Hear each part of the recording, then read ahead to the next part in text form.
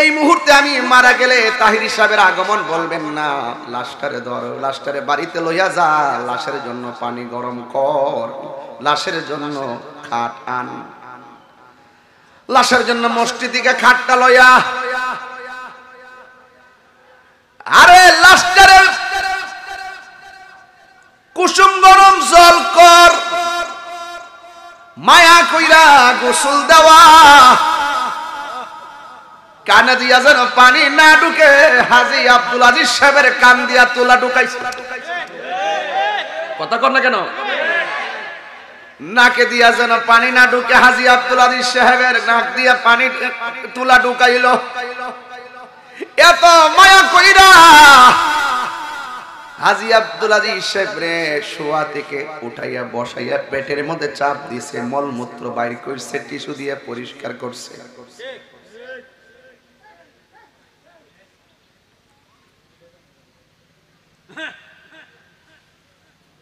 আজকে আব্দুল আজিজ সাহেবের আমরা এই প্রক্রিয়ায় বিদায় দিলাম, কালকে আমার সিরিয়াল। কথাগণ ঠিক কিনা? সারা বিশ্বে প্রতিদিন মানুষ মরতেছে, আমি আপনি কিন্তু একটা সিরিয়ালে পড়ে রয়েছি, কিন্তু সিরিয়াল নাম্বারটা আমার কাছে নাই। আল্লাহ বলে আমি আল্লাহ সুম্মা ইউমিতুকুম, অতঃপর আমি আল্লাহ তোমাদেরকে মরণ দিব। জোরে জোরে কি আল্লাহু আকবার বলা যাবে না?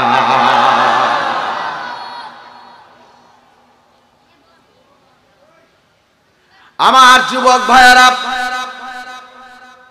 এই জন্য সবাইকে চলে যেতে হবে। জীবন পাওয়ার পরে এমপি হলো, জীবন পাওয়ার পরে মন্ত্রী হলো, যতদিন আমার দেহের ভিতরে রুহু থাকবে মানুষ আমারে কত লকব দিয়ে ডাকবে। যেই দিন রুহুটা চলে যাবে, ফুলের সৌরভ মানুষের গৌরব চিরদিন থাকে না। এই মনকশাইরের জমিনে, এই মনকশাইরের জমিনে বহুত বছর আগে একবার আসছিলাম মনে হয়, কিন্তু এলাকার মধ্যে এসেছি, এলাকার অনেক পোলাপান আমার ওয়াজ শুনতে যায় বিভিন্ন জায়গায়। আজকে দিনের বেলায় হাজার হাজার মানুষ আপনারা চলে এসেছেন, অথচ আমি কিন্তু অন্য কোনো জায়গা থেকে আসি নাই, মাত্র চাঁদপুর থেকে আসছি। এই যে একটা ভালোবাসা আপনারা আমাকে দেন, ব্রাহ্মণবাড়িয়ার ছেলে হিসাবে আমি আপনাদের মাঝে তো প্রায় 15-16 বছর ধরে ওয়াজ করি, সর্বমোট 22 বছর ধরে মাঠের মধ্যে আমি স্টুডেন্ট লাইফ থেকে ওয়াজ করি। কিন্তু আমার অনেক সহপাঠী, অনেক মুরব্বীরা চোখে দেখে অনেকে চলে গেছে। আজকে মৃত্যুর লাশ গোসল করাইতে গেলে অনেকে ঘৃণা করে না। কবর করতে যাবেন শখ কইরা, জানাজা যাইবেন দৌড়াইয়া, মানুষ অসুস্থ হলে দেখতে যাবেন, মৃত্যুবরণ করলে জানাজায় যাবেন, আর গোসলের পানি আগায়া আগায়া দিবেন।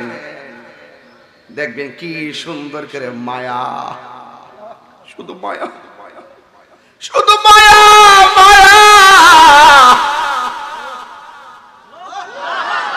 কি মায়া, হারে মায়া রে মায়া। লাশটারে আস্তে করে ধরে যাতে ব্যথা না পায়, আস্তে করে শোয়ায়, আস্তে করে কুসুম গরম পানি দেয়। অন্যান্য ধর্মের দিকে তাকায় দেখেন কেমনে আগুন ধরাই, আর আমরা কত মায়া কইরা বিদায় দেয়। কানে তুলা দেয়, নাকে তুলা দেয়, খাটের মধ্যে শোয়ায়, পকেট ছাড়া নতুন জামা লাগায়। আল্লাহ আকবার কই না রে? এই যে পাঞ্জাবি পরছি, 2টা পকেট লাগাইছি, কিন্তু চিরদিনের ড্রেসের মধ্যে কোনো পকেট নাই। মানে হলো দুনিয়ার থেকে কিছু নেওয়ার সুযোগ। বুঝেন আপনি? সাজিয়ে গুজিয়ে দে মোরে সজনী তোরা, সাজিয়ে গুজিয়ে দে মোরে। ওয়াজ মিলেনি?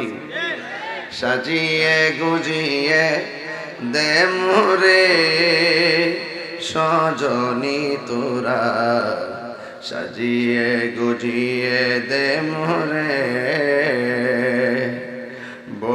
পাতা গরম জলে শোয়ায়া মশারির তলে, বড়ই পাতা গরম জলে, বড়ই পাতা গরম জলে শোয়ায়া মশারির তলে, আতর গোলাপ চন্দন মেখে দে সজনী তোরা, সাজিয়ে গুজিয়ে দে মোরে, সাজিয়ে গুজিয়ে দে মোরে সজনী তোরা, সাজিয়ে গুজিয়ে দে মোরে। জোরে জোরে কি আল্লাহু আকবার বলা যাবে না? দুই হাত তুলে বল আল্লাহু আকবার।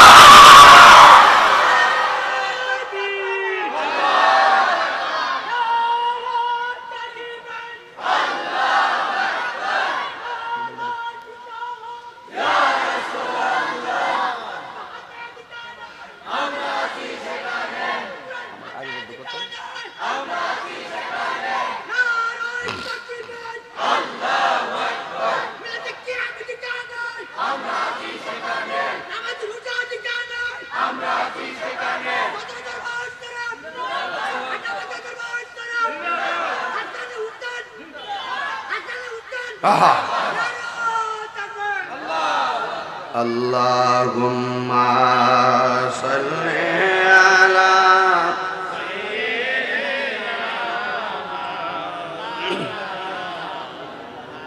wa ala ali sayyidina,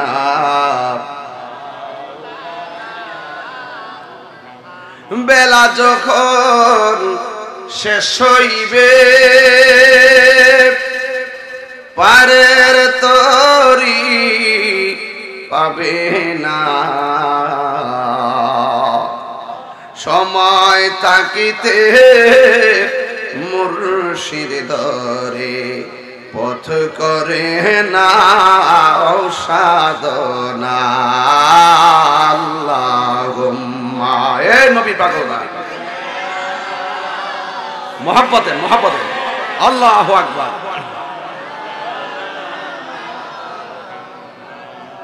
وعلى آل سيدنا,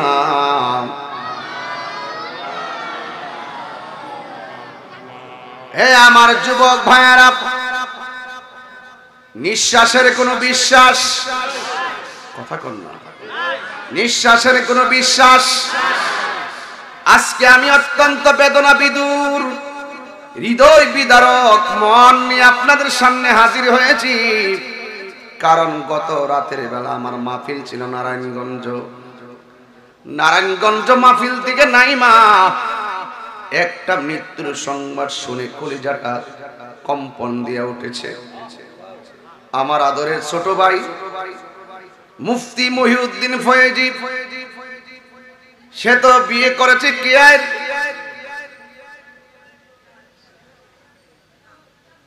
তার আমার ভাই মুফতি মহিউদ্দিন ফয়েজি সাহেবের ভাইরা অর্থাৎ আমার মরিয়ম আপার স্বামী গত রাত্রে 12টার সময় দুনিয়া থেকে বিদায় হয়ে গেছে। জানাজা ছিল জোহরের পরে, যেতে পারি নাই, মনটা কিন্তু ওখানে পড়ে আছে, যেতে পারি নাই। হাজার হাজার লোক এখানে এসেছেন, মনে মনে ভাবলাম এখানে হাজার লোক অপেক্ষা করেছেন, জানাজার নামাজের মধ্যে আমি উপস্থিত হতে পারি নাই, ওয়াদা করেছি তাই চলে আসতে হয়েছে। যার নাম ছিল হাজির মিজানুর রহমান, আমার এই ভাইটা দুনিয়া থেকে বিদায় হয়ে গেছে হঠাৎ কইরা, অথচ আমার বোনটা প্রেগন্যান্সি অবস্থায় আছে, তার স্বামী চলে গেছে। এবার বুঝেন তো, দেখেন যেই নারীটা প্রেগন্যান্সি অবস্থায় আমার বোনটা, অথচ তার স্বামী দুনিয়া থেকে বিদায় হয়ে গেছে, এই ব্যথা বলবে কার কাছে, দুঃখ রাখবে কোথায়? এখন আমি ফেসবুকের পাতায় লিখে দিয়েছি, বোন রে ধৈর্য ধারণ করো। আপনজনদেরকে সান্ত্বনা দিয়েছি, যার যেই দিন মরণ একদিন আগেও হবে না পরেও হবে না, যেদিন সময় হবে দুনিয়া থেকে চলে যেতে হবে। কথা কোন ঠিক কিনা? এই দিক দিয়ে আয়েশা শুনলাম এক খবর, ওই দিক দিয়ে আরেক খবর, এই দিক দিয়ে হাজী, ওই দিক দিয়ে হাজী, এই দিক দিয়ে আব্দুল আজিজ সাহেব, ওই দিক দিয়ে হাজী মিজানুর রহমান সাহেব। আল্লাহু আকবার বলবেন না? আমরা দোয়া করে দিই, আল্লাহ হাজী মিজানুর রহমান আমার ভাই দুনিয়া থেকে চলে গেছে, আল্লাহ গো তার কবরটারে তুমি জান্নাতের বাগান বানায় দিও। জোরে গো আমিন। সে যে নামে বলবো ভাই, একটু দিলটা নরম করে বলবেন আমার সাথে। কেউ থাকবে না পৃথিবীতে, সবাই চলে যেতে হবে, কেউ আগে যাবে কেউ পরে যাবে। কথা বলেন ঠিক কিনা? সে যে নামে আজরাইল, সঠিক সময় তোমার ঘরে হইব দাখিল।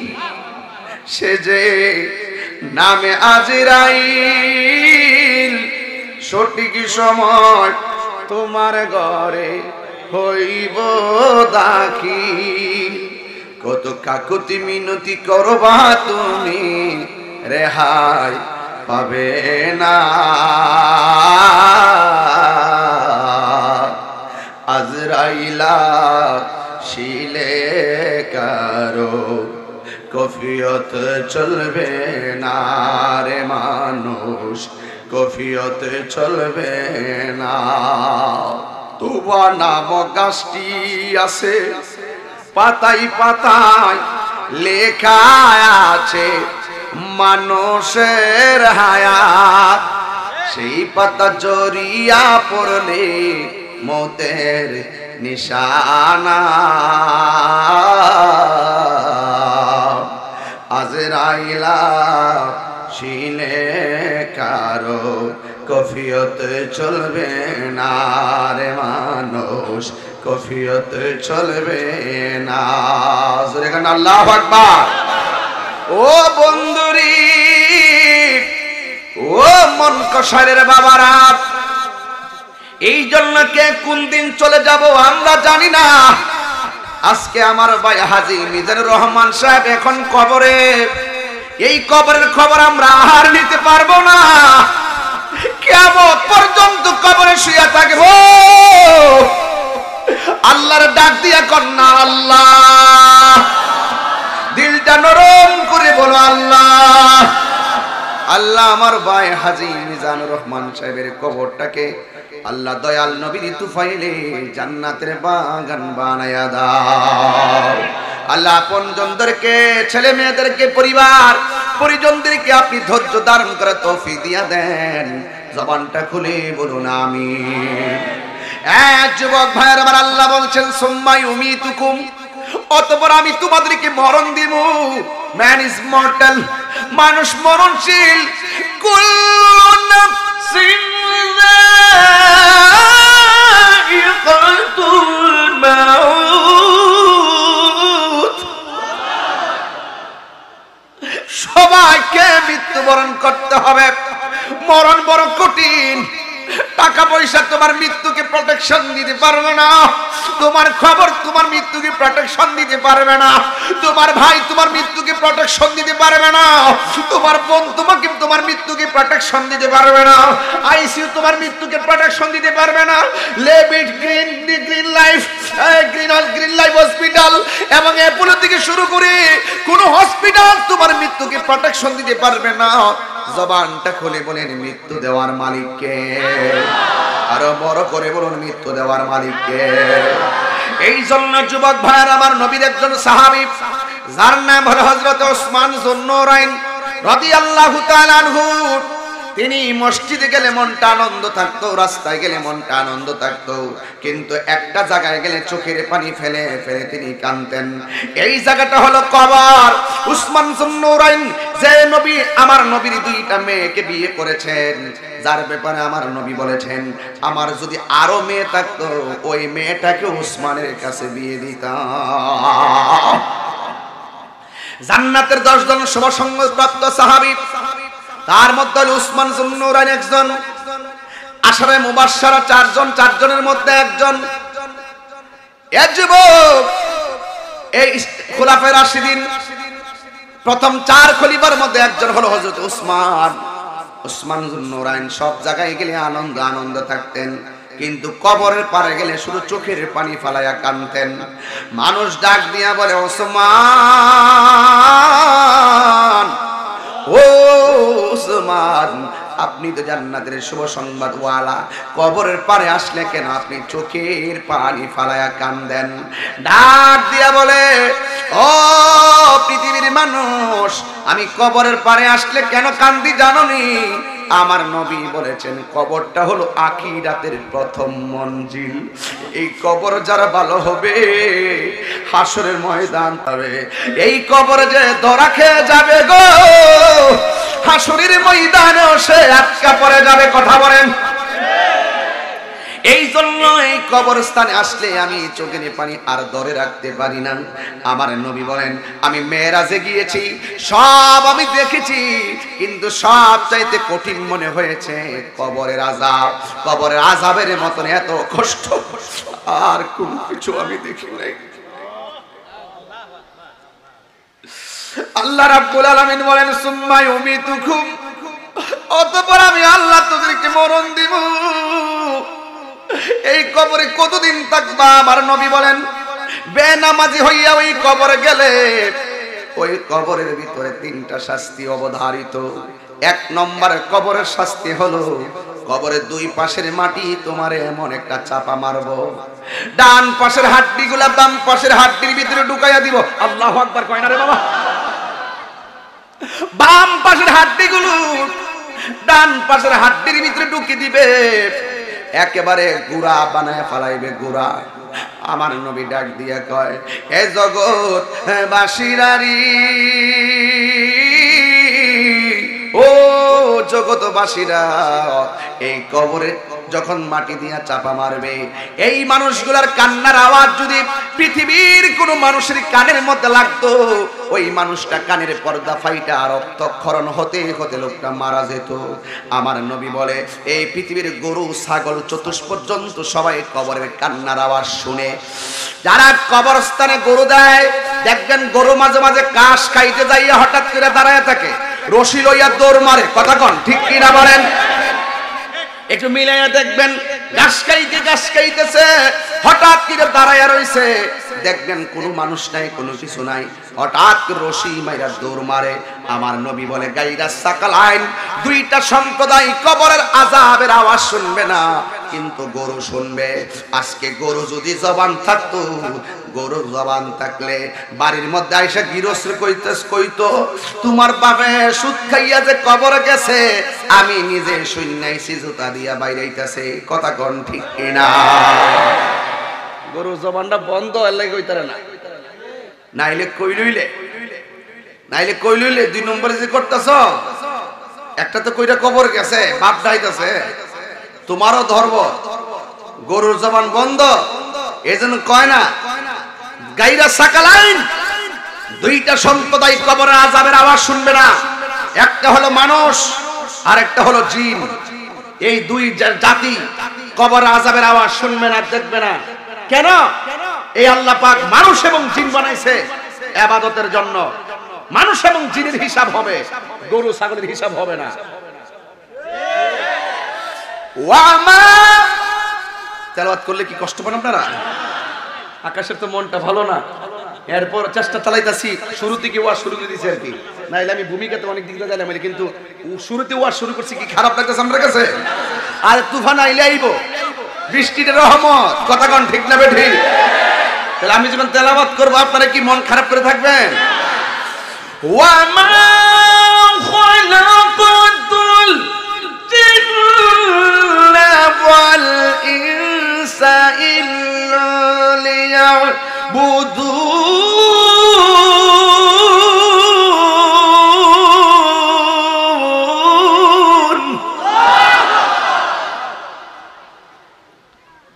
এটা কি মোল্লার কথা না আল্লাহর কথা? কার কথা মানবেন? আল্লাহ রাব্বুল আলামিন বলেন, আমি মানুষ এবং জিন জাতিকে সৃষ্টি করেছি একমাত্র আমার ইবাদতের জন্য। জবানটা খুলে বলুন, নামাজ পড়বো কার সন্তুষ্টির জন্য? রোজা রাখবো কার সন্তুষ্টির জন্য? মাহফিলে আসলাম কার সন্তুষ্টির জন্য? এই জন্য দুইটা জাতি কবর আযাবের আওয়াজ শুনবে না। কবর বেনামাজি রে, কবর এমন ভাবে চাপা মারবে হাড্ডিগুলা গুড়া বানায় ফালাইব। 2 নম্বর হলো বেনামাজির কবরের ভিতরে আমার আল্লাহ জাহান্নামের আগুনের হাওয়া ঢুকাইয়া দিবে। এই জাহান্নামের আগুনের হাওয়াটা দুনিয়ার আগুন থেকে 70 গুণ গরম। এমন গরম হাওয়া কবরে ঢুকাইয়া দিবে, বাড়ির পাশে আগুন লাগলে মানুষে পানি নিয়ে যায় আগুন নিবানোর জন্য। ঘরের পাশে গুরুস্থান, কবরে জাহান্নামের আগুন লেগে গেলে দুনিয়ার পানি দিয়া নিবানো যাবে রে বাবা। দুনিয়ার পানি দিয়ে আগুন নিবানো যাবে না। এই জন্য যুবক, আমার নবী আপনার নবী বলেন জাহান্নামের আগুন ঢুকাইয়া দেওয়া হবে। আপনি যতই কান্নাকাটি করেন আপনার কান্না কোনো লাভ হবে? লাভ হবে? লাভ হবে? একদিন মাটির ভিতরে হবে ঘরে মন আমার, কেন বান্ধো দালান ঘর? ঠিক কিনা? প্রাণ পাখি উড়ে যাবে পিঞ্জর ছেড়ে, ধরা দাম সবই রবে তুমি যাবে চলে। বন্ধু বান্ধব যত, মাতা পিতা তারা শত, হয়ে যাবে সবই তোমার পরে মন আমার, কেন বান্ধ দালান ঘর? একটা জবান বন্ধ রাখবেন না, মহাব্বতে মায়ার সুরে বলুন সুবহানাল্লাহ। এই জন্য যেমন কর্ম, জোরে কোন যেমন কর্ম, অন্তর খবর জানে একজন, জোরে কোন তিনি কে? এই জন্য উপেনে গুনাহ করলেও আল্লাহ দেখে, প্রকাশ্যে গুনাহ করলেও আল্লাহ দেখে। এই জন্য আমার নবী বলেন বেনামাজি হইয়া কবরে গেলে 3 নম্বর শাস্তি হলো কবরে সাপ বিচ্ছু চলে আসবে। সাপ বিচ্ছু এমন ভাবে তোমাকে সুবল দিবে, এই সাপের হাওয়া যদি দুনিয়াতে ছাড়তো, দুনিয়ার সব গাছপালাগুলা জলে পড়ে সারখার হয়ে যেত। এমন সাপ তোমার পেঁচ দিয়া দিয়া নাভির মধ্যে আঘাত করবে, 70 গজ মাটির নিচে নিয়ে ঢুকাইয়া দিব। অতভাবে তুমি চিৎকার দিবা, দুরা সাপ দেখলেই রাতের বেলা মনে হয় পানুক সাপ ঢুকছে। কথা কোন ঠিক কিনা? এই গতকালও দেখলাম, গত পরশুদিন চিটাগাং থেকে মাহফিলে আইসা ফেসবুকে ঢুকলাম, ঢুইকা দেখলাম একটা মাদ্রাসার ভিতরে ছাত্র ঘুমিয়ে আছে, আবার পাশে 2টা উস্তাদ ঘুমিয়ে আছে। সিসি ক্যামেরায় দেখাইতেছে বন্যার পানিতে ওই দাকিরা সাপগুলো ঘরে ঢুকতেছে। একটা সাপ নিচ দিয়া মাদ্রাসার ভিতরে ঢুকছে, হুজুরের কানের কাছে গিয়া মাথাটা ঢুকাইছে। হুজুরের যখন একটু বুঝতে পারছে কি যেন আসছে, গাটটা লড়াইছে, পরে এমনি সাপটা মাথার তলে পইরা সুবল দিছে। আবার সাপটা দৌড়ে পাশের হুজুরের উপরে যাইয়া পড়ছে, ওই হুজুরের সুবল দিছে। পরে লাইটটা জ্বালাইছে, লাইটটা জ্বালাইয়া দেখতেছে সাপ ঘরের ভিতরে ঢুকছে। একজন আরেকজনের কই, কিরে আমার এই জায়গাটা এমন ব্যথা করে কেন? হেও কয় আমার এই জায়গাটা ব্যথা করে কেন? এই সাপের কামড়ে 2 জনের মৃত্যু হইয়া গেছে। এই জন্য সাপ দেখলে আমাদের কাছে অনেক ভয় লাগে। কথা কোন ঠিক কিনা? আর কবরে গেলে এই সাপ তো আর এই বাংলার জমিনের সাপের মতো নয়, যেই সাপের বিষ সারা দুনিয়ার গাছপালাকে জ্বালাইয়া দিবে। এই সাপগুলার দৈর্ঘ্য হলো 450 কিলোমিটার। এটা কি এমন সাপ কি বাংলাদেশে আসেনি রে বাজান? 12 হাত 20 হাত সাপ দেখলি তো মনে হয় যেন বাংলাদেশের সবচেয়ে বড় সাপ দিয়েই কাবালাইছি। আর কবরের ভিতরে যে সাপটা তোমার সুবল দিবে, এই সাপটা লম্বা হলো 450 কিলোমিটার লম্বা। এমন ভাবে তোমার সুবল মারবে, দাঁতগুলো হবে 70 গজ লম্বা, চোখগুলো হবে আগুনের চাইতে 70 গুণ গরম। আর এই সাপটা তোমার নাভির মধ্যে সুবল দিবে, দেহটারে আলাদা কইরা 70 গজ মাটির নিচে ভুঁড়িটারে ঢুকাইয়া দিব। তখন আপনি কি করবেন জানেন নি? আমি বলবো আল্লাহ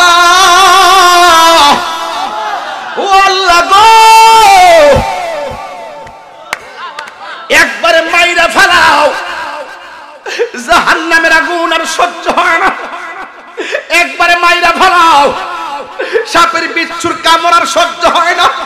ও আল্লাহ, মাটির চাপা আর ভাল লাগে না, মারলে একবারে মাইরা ফেলাও। আমি যে বলছিলাম এই দুনিয়াটা ক্ষণস্থায়ী, মরার পর জীবনটা চিরস্থায়ী। যে চিরস্থায়ী জীবনে আর মরণ হবে না। জান্নাতি হলে জান্নাতি, জাহান্নামী হলে জাহান্নামী। ও যুবক, আখিরাত দুনিয়ার জন্য আখিরাতটাকে বরবাদ করে দিও না। আর আল্লাহ বলছেন, যারা আমি আল্লাহকে ভয় করে দুনিয়াতে চলাফেরা করে, আমি আল্লাহ রাব্বুল আলামিন তাদেরকে একটা জান্নাত দিব না, আমি আল্লাহ রাব্বুল আলামিন তাদেরকে দুইটা জান্নাত দিয়ে দিব। কয়টা জান্নাত দিয়ে দিব? দুইটা জান্নাত দিয়ে দিব। এই জন্য কবরের মধ্যে আজীবন পড়ে থাকতে হবে। এমন একটা দিন শুরু হবে, এত মায়ার পৃথিবী ধ্বংস হয়ে যাবে, ঠিক কিনা বলো? সন্তান হলো দুইজন, একটা ইঞ্জিনিয়ার আর একটা অ্যাডভোকেট। দুইজনে বেতন পায় 2 লাখ। বাবার আছে 70 লক্ষ টাকার পেনশন। মনে মনে ভাবতেছে রোগ হলে সিঙ্গাপুর চিকিৎসা করবো, টাকার অভাব নাই। সুন্দর বাড়ি সাজাইছে 10 তলা। কি করছেন 60 বছরে? হিসাব দেন না আমারে। 60 বছর কি করছেন? একটা বিল্ডিং বানাইছেন, নাইলে একটা টিনের ঘর বানাইছেন, নাইলে 2 কারি ক্ষেত কিনছেন, ছেলে মেয়ে 2-3 পড়ালেখা করাইছেন। আর কিটা করছেন? এই তো ঘর দুয়ার টাইলস করছেন। কিন্তু এখন মরেন না, মরে গেলেই তো সব থেকে যাবে। এই পৃথিবীর মানুষ বড় স্বার্থপর। ছেলের মহব্বতে পড়ে আল্লাহকে ভুলে যেও না, টাকার মায়ায় পড়ে আল্লাহকে ভুলে যেও না। এই দুনিয়া আখিরাতের তুলনায় তুচ্ছ। আজকে মরে দেখেন, আজকে মরে দেখেন। এই যুবক ভাই, আজকে মরেন, আপনাকে কোন রকম মাটি দিবে, 3 দিন পরে ছেলে মেয়ে মিটিং করবে, আমার বাপের সম্পত্তি বন্টন করে নিতে হবে। খুদা কি কসম, আল্লাহর কসম, আপনার মৃত্যুর ভাগ আপনার স্ত্রী নিবে না, আপনার মরণের ভাগ আপনার সন্তান নিবে না। কিন্তু আপনার মৃত্যুর পরে আপনার সম্পত্তির ভাগ নিতে আপনার ছেলে মেয়ে 1 সেকেন্ডও ভুল করবে না। ছেলের জন্য ব্যাংকে 30 লাখ টাকা সুদের টাকা রাখিয়া যায়, মইরা দেখেন জুতার বাড়ি কবরে খাবেন আপনি, আর পোলা R15 নিয়ে রাস্তায় ঘুরবো। তো সুতরাং সন্তানের জন্য লক্ষ টাকা ব্যাংকের অ্যাকাউন্ট রাখার আগে ওই টাকা দিয়ে সন্তানকে মানুষের মতো মানুষ বানান, যেই সন্তান কবরের পারে দাঁড়িয়ে চোখের পানি ফেলে আপনার জন্য দোয়া করবে।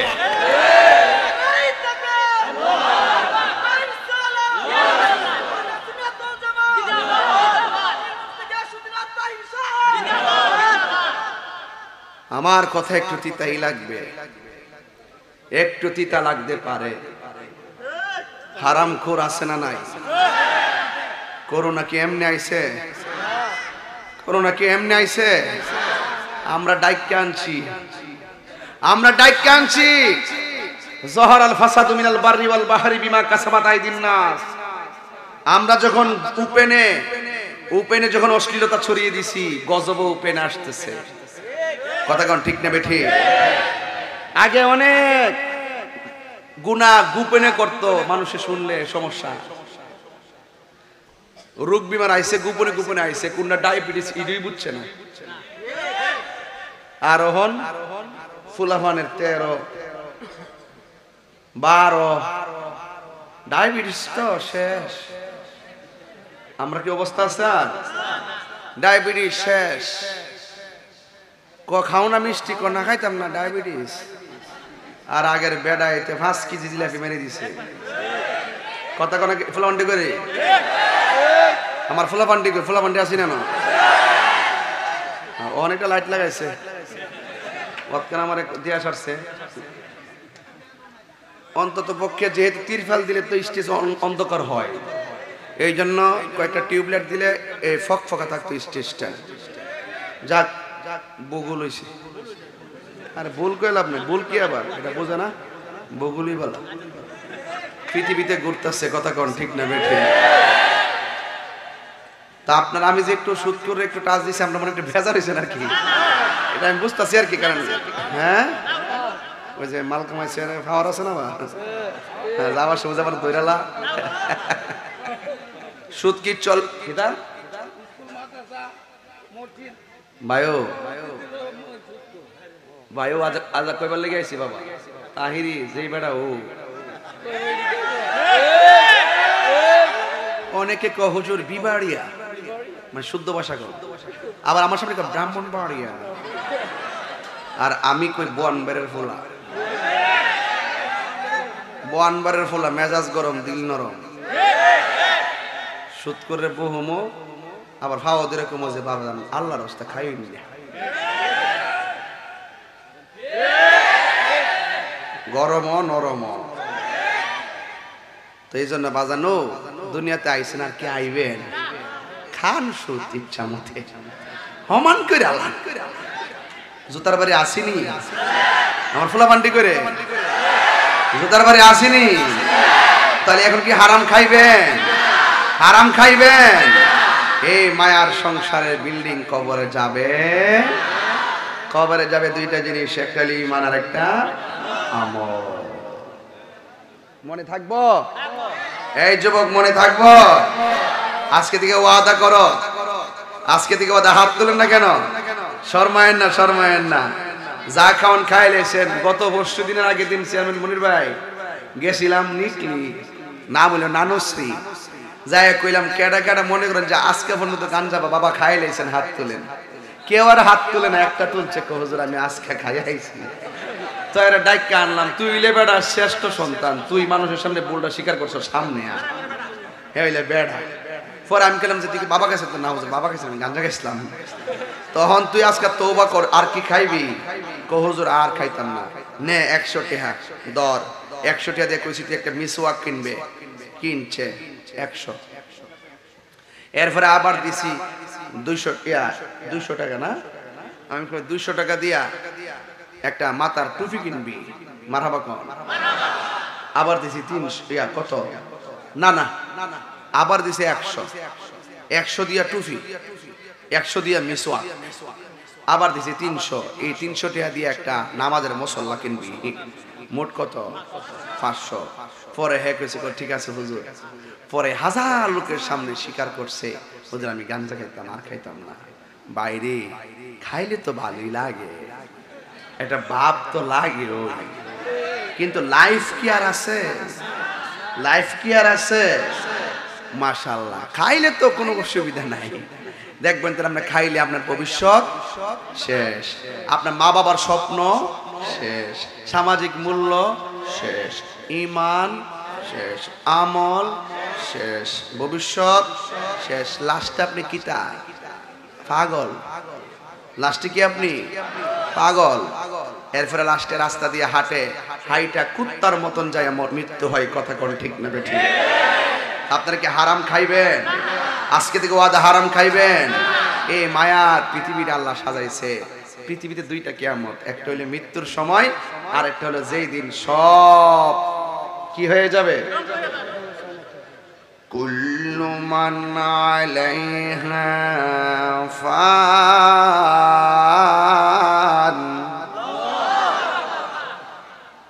আমার ফুলা মান্ডি জোর কইতিব। কুল্লু মান আলাইহা ফান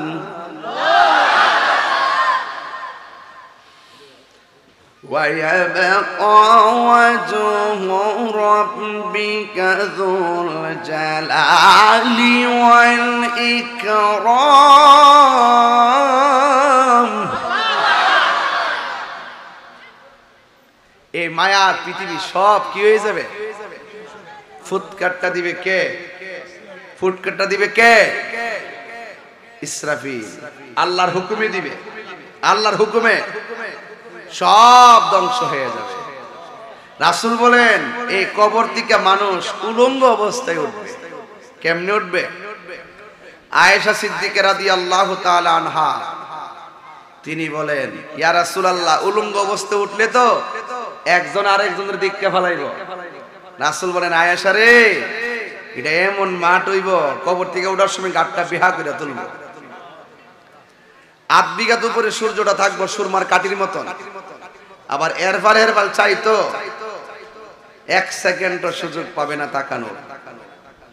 ওই বিভীষিকাময় প্রান্তরে একমাত্র একজন আপন হবে, যিনি রাহমাতুল্লিল আলামিন। তিনি এখন মদিনায় আছেন না নাই? ওই মদিনায় যেতে চান কি চান না? আরো যেতে চান কি চান না? আমি হব মদিনা সারা বেলা জারুদার, রোজার কিনারে কেটে যাবে দিন আমার।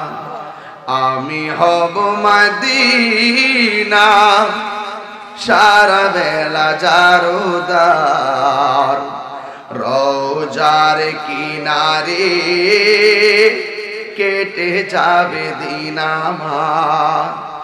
আমারই স্বপ্ন যদি হয় গো পূরণ, ধন্য হবে মোর জীবন মরণ। আমারই স্বপ্ন যদি হয় গো পূরণ, ধন্য হবে মোর জীবন মরণ। আমি হব মদিনা সারা বেলা জারুদার, রোজার কিনারে কেটে যাবে দিন আমার। আমি হব রাসূলের রোজার চৌকিদার, হতে পারি যেন গো শাফাতের দাবিদার। আমি হব রাসূলের রোজার চৌকিদার, হতে পারি যেন গো শাফাতের দাবিদার।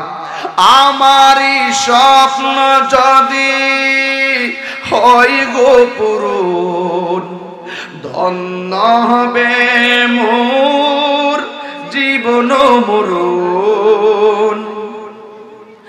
আমারই স্বপ্ন যদি হয় গো পূরণ, ধন্য হবে মোর জীবন মরণ। আমি হব মদিনা সারা বেলা জারুদার, রোজার কিনারে কেটে যাবে দিন আমার। আমি হব মদিনা সারা বেলা জারুদার, রোজার কিনারে কেটে যাবে দিন আমার। একটা জবান বন্ধ রাখবেন না, মহব্বতে মায়ার সুরে বলো সুবহানাল্লাহ। এ আমার যুবক ভাইরা, ওই পৃথিবী শেষ হয়ে যাবে। আমার আল্লাহ রাব্বুল আলামিন বলেন, ইযা যুলজিলাতিল আরদু জিলজালাহা, যেদিন পৃথিবীটা শেষ হবে, শেষ হওয়ার আগে এই জমিনটা কাঁপা শুরু হবে। খুব সেনসিটিভ। আমার আল্লাহ বলেন, ওয়া তাকুনুল জিবালু কারিহিনিল মানফুস, এই জমিনের মধ্যে যত পাহাড় আছে গো, এই পাহাড়গুলা তোলার মতন উড়ে যাবে। ইয়াউমা ইয়াকুনুন নাসু কাল ফারাশিল মাবসুস, আর জমিন যখন কাঁপতে শুরু করবে, তখন মানুষগুলা পাখির মতন কীটপতঙ্গের মতন উড়তে থাকবে। দরুন মন কষাইলে মানুষ কাঁপতে কাঁপতে উইরা যায় সিঙ্গাপুরে চলে যেতে পারে, সিঙ্গাপুরের মানুষ আমেরিকা চলে যেতে পারে। এমন ভাবে জমিনটা কাঁপা শুরু হয়ে যাবে, আসমানে পাহাড়গুলা উড়তে শুরু করবে। আল্লাহ বলেন এই জমিনটা যখন কাঁপাকাঁপি শুরু হবে, ওয়া আখরাজাতিল আরদু আসকালাহা, জমিনের নিচে কয়লার খনি আছে, এই খনিগুলা জমিন থেকে ব্যাদ করে দিবে। বন্ধুরে আমার ও যুবক ভাইরা, আমার নবী আমার আল্লাহ বলেন ও আখরাজাতিল আরদু আসকালাহা, জমিন তার বোঝাগুলা বের করে দিবে। আমার নবী বলে কিয়ামতের পূর্বে যখন জমিনটা কাঁপবে, ওই মুহূর্তে কোনো মহিলা থাকবে 3 মাসের গর্ভবতী, কোনো মহিলা থাকবে 4 মাসের গর্ভবতী, কোনো মহিলা থাকবে 7 মাস 8 মাসের গর্ভবতী, কোনো মহিলা থাকবে 9 মাসের গর্ভবতী। জমিন যখন কাঁপতে শুরু করবে, ওই মুহূর্তে সন্তান পেট থেকে ডেলিভারি হয়ে বের হয়ে যাবে। এই কষ্টটা কেমন হবে এটা আপনারা বুঝবেন না। মাকে জিজ্ঞাসা করবেন আম্মা প্রসবের সময় কেমন কষ্ট? মা আপনারে বলবে পুত্রে যদি আমার কাছে ছুরি থাকতো নিজের জীবনটা নিজে দিয়া ফালাইতাম, এত কষ্ট লাগে। আমি যদি আগে জানতাম সন্তান পেটে নিয়া প্রসবের সময় এত কষ্ট, তাইলে জীবনেও আমার পেটের মধ্যে আমি সন্তান নিতাম না। এই কিয়ামতের পূর্বে সন্তানগুলো অটোমেটিক ডেলিভারি হয়ে যাবে, মায়ের নিচ দিয়ে রক্তে লাল লাল হয়ে যাবে। এমন ভাবে মা দুঃখিনী বিশ্বাস যদি হয়, মার জিজ্ঞাসা করবেন আম্মা ঘন্টার পর ঘন্টা তুমি মরণ যুদ্ধে ছিলা, এরপরে তুমি কেমনে সান্ত্বনা হইছো? কই আমি যদিও প্রসবের সময় আমি সহ্য করতে পারি নাই, কিন্তু আমার সন্তানকে আমি যেই মাত্র 2টা চোখে এক নজরে দেখেছি, আমার কুলের মধ্যে নিয়েছি। বাস্তব কথা বলি, সিজার যারা করে দেখবেন, সিজার করে পেট কাইটা বাচ্চাটা তুইলা, এই পেট কেটে বাচ্চাটা তুইলাই না কি করে জানেননি? মার বুকের মধ্যে দিয়া দেয়, অন্য কোথাও রাখে না। আরে অনেকে মনে করে সিজার হইছে সহজ, হইছে সহজ, সিজার এটা সহজ বুঝলে? আরে সিজার কেমনে সহজ? এই পেটের মধ্যে 7টা পাল্লা, একটা একটা করে কাটে, একটু আঙ্গুলটা কাটলে কেমন লাগে রে বাজান? এমন ভাবে পেটটা 7টা পল্লার চামড়াটা কাইটা বাচ্চাটারে বের করে, বাচ্চাটারে বের কইরা যখন তারে সেলাই করে, এবার টেপ লাগায়, টেপ লাগাইয়া অথবা সেলাই করে, সেলাই কইরা আরে সিজার করার আগে থেকে পানি পান করা বন্ধ, সিজারের পর পর্যন্ত পানি পান করা বন্ধ, পানিও তাদেরকে খাইতে দেয় না, গলাগুলা শুকাইয়া যায়, ব্যথার যন্ত্রণা কই মা বেহুশ হইয়া যায়। এরপরে এই সিজার হওয়ার আগে এই পিছন দিক দিয়া এমন ভাবে ইনজেকশন দেয় পুরা লাইফটারে বরবাদ করে ফেলায়। এই মহিলারা সিজারের পরে আগের মতন ভারী কাম করতে পারে না, তাদের কোমরটা একদম শেষ করে ফেলায়। এই ব্যথার কারণে আর দাঁড়াইতে ভালো করে পারে না, বাড়িগুলো আলগাইতে পারে না। এরপরে যখন তারে ওটিতে দেওয়ার পরে যখন তারে কেবিনে দেয়, পানি পান করতে পারে না। এরপরে যতক্ষণ অবস্থাকে কিছুটা ভালো থাকে, কিন্তু যখন অবস্থা শেষ হয়ে যায়, ব্যথার যন্ত্রণা পাগলের মতো হয়ে যায়। এই জন্য সিজার বলেন আর নরমাল বলেন, কোনো প্রসবের সময় মার কষ্ট কম হয় না। কারণ এই মায়ের কষ্ট কেমন কষ্ট জানেননি? ওই জুন্নুন মিসরিরে বলা হয়েছিল, জুন্নুন তুমি একবার কেন 12 বার কেন?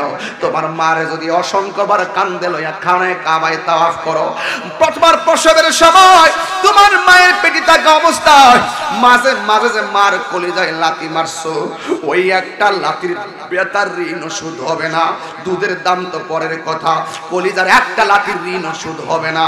এই জন্য আমি তোমাকে বলছি যুবক, কিয়ামতের পূর্বে ওই সন্তান মার পেট থেকে বের হইয়া যাবে, এটা অটোমেটিকলি পরে যাবে।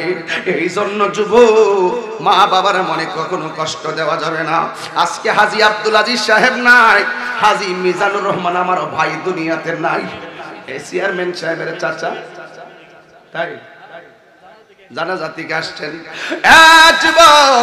যুবক রে আমার হাজী মিজানুর রহমান আমার ভাইয়ের বাড়ি কিন্তু সিমরাই। এই জন্য যুবক ভাইয়েরা, এই জন্য চলে যেতেই হবে। আমার বাবাও তো দুনিয়া থেকে চলে গেছে। বাবা হারা ব্যথা কত আমি বুঝি, যারা হারাইছে তারা বুঝে, যারা হারাই নেই তারা এখন মর্ম বোঝে নাই। এই জন্য আমি মাঝে মাঝে কান্দি, বাবা গো বাবা, বাবা গো বাবা, বাবা গো বাবা, বাবা গো বাবা, বাবা তুমি কেমন আছো ছোট মাটির ঘরে, তোমার কথারি হৃদয় মাঝে পড়ছে বারে বারে, বাবা গো বাবা, বাবা গো বাবা, কত আদর কত স্নেহ তোমার কাছে পেলাম, সব কিছু হারিয়ে আজকে নিঃস্ব হয়ে গেলাম। কত আদর কত স্নেহ তোমার কাছে পেলাম, সব কিছু হারিয়ে আজকে নিঃস্ব হয়ে গেলাম।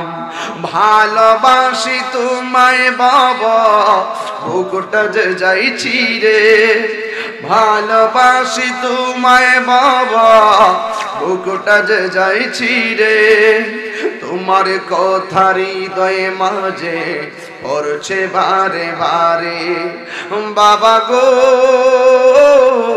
বাবা, বাবা গো বাবা। মানুষ কইবে ওয়াকালাল ইনসানু মালাহা, মানুষ বলবে ওয়াকালাল ইনসানু মালাহা, কি হইল কি হইল, আকাশ কাঁপে কেন, জমিন নাচে কেন, পাহাড় উড়ে কেন, মানুষ বিক্ষিপ্ত কেন, জমিনটা কাঁপতেছে কেন, ইজাল সামাউন ফাতরাত, আকাশটা ছিদ্র হয়ে গেল কেন, ওয়া ইজাল কাওয়াকিবুন তাসারাত, আকাশের নক্ষত্র ফুলে পড়ে গেল কেন, ওয়া ইজাল বিহারু ফুজ্জিরাত, সমুদ্রের পানি উতলাচ্ছে কেন, ওয়া ইজাল কুবুরু বুসিরাত, নিচের দিকে সব উপরে উঠছে কেন, কারণটা কি? তখন এলান হবে কুল্লু মান আলাইহা ফান ইয়াবকা ওয়াজহু রাব্বিকা যুল জালালি ওয়াল ইকরাম, এত মায়ার পৃথিবী সব শেষ হয়ে যাবে, যিনি ছিলেন তিনি আছেন তিনি থাকবেন, জবান খুলে বলুন তিনি কে? আল্লাহ। সেই মালিকের ইবাদত দরকার আছে না নাই? আরো জোরে বলো আছে না নাই? এই জন্য আল্লাহকে রাজি রাখলে দেখবেন আল্লাহ পাক বলেন, যারা আমাকে রাজি রাখবি আমি আল্লাহ আরশে আজিমের নিচে ছায়া দিয়ে দিব। রাস্তা একটা না দুইটা? দুইটা। রাস্তা কয়টা? দুইটা। একটা হইলো গিল্লা ফেটে দেয়, আরেকটা হইলো হৃদয়ে ধারণ করে, আরেকটা হৃদয়ে ধারণ করে।